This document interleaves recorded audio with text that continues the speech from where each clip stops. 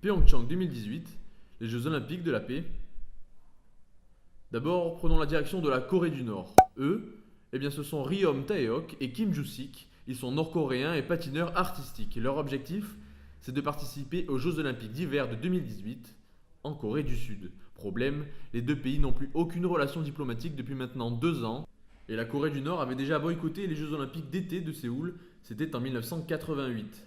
Le seul moyen pour eux d'y participer pour la première fois depuis 1992 et les Jeux Olympiques d'Albertville en France, c'est de se qualifier lors de compétitions internationales hors de la Corée du Nord.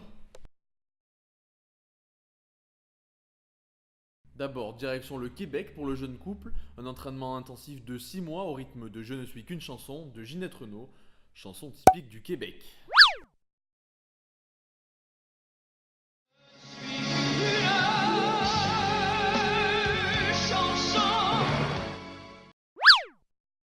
Les patineurs traversent ensuite l'Atlantique pour disputer une manche qualificative pour les Jeux Olympiques de Pyeongchang en Allemagne. Opération réussie pour les jeunes athlètes qui, avec une note de 180.9, terminent 6e et décrochent leur billet pour la Corée du Sud.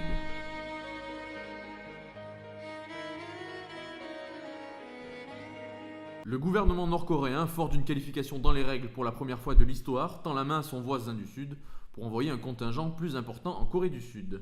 Les deux pays se retrouvent ensuite le 15 janvier pour arriver à un accord pour un envoi d'un contingent professionnel d'élite. Bien évidemment, les patineurs seront présents, mais également le ministre de la Culture et enfin le groupe star en Corée du Nord, le Morabong Band.